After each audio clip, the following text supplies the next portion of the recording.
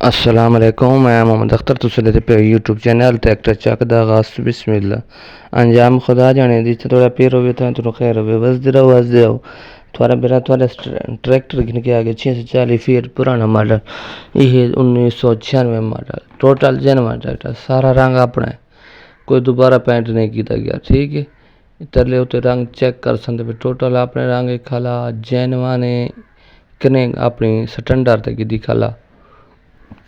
बाकी टायर तकरीबन 12 तो 13 ने बनते हैं, मैकेनिकल बिल्कुल फिट मिलता है।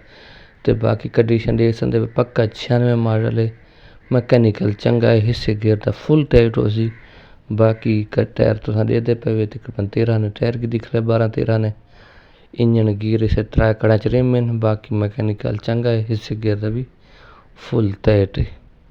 ये मुकम्मल व्यू करेसो तो जल्दी चैनल को सब्सक्राइब वाला बटन लाजमी करेसो, अपना हक अदा कर छड़ेसो। थारा फिर रोज़ाना दी दो वीडियो लाजमी लेके आंदा है। बाकी लाजमी जो पिछली वीडियो वानी के जरूर चेक की करो, स्क्रीन शॉट की करो, स्क्रीन शॉट मरे सो। तो बाकी व्हाट्सएप नंबर थोक दितो है, व्हाट्सएप नंबर ते कॉल कर सकते वे, तो मैसेज कर सकते वे, व्हाट्सएप ते तस्वीर पिक्चर भेज सकते वे। भेज दी करो चीज़ मौजूद हो तो मैं थोक इंशाल्लाह घिना कर सा मुनासिब कीमत भी कम कीमत पूरे इलाके दे विच पूरे बखर दे विच सस्ते तो सस्ता ट्रैक्टर मैं देना। जिस भाई ज़रूरत हो मैंने रबता कर आके घिन सकते। सस्ते तो सस्ता ट्रैक्टर मिलसी, चंगा मिलसी, मैकेनिकल हिस्से गिरदा भी पूरा मिलसी, थल दा ट्रैक्टर बच्चो है मिलसी। ट्रैक्टर देख नो कंडीशन तुसा देते पे भी, इस ट्रैक्टर दी बैक सेट ये हर चीज़ अपने की दिख ला थोड़े सामने आगे के पिछले टायर देख सकते पावर लगो है। बाकी कंडीशन देख सकते भी 96 मॉडल है, मैकेनिकल चंगा है, पंजाब दा नंबर है, पंजाब का नंबर लगो है। ये कंडीशन तुसा तसली ना देख सो कीमत दस देना। तो बाकी लोकेशन थोड़ा पता है, मेरा ज़िला बखर है, इलाका नवा जंडा वाला। व्हाट्सएप नंबर थोक दे देना, कॉल नंबर ही हुआ है, व्हाट्सएप नंबर ही हुआ है।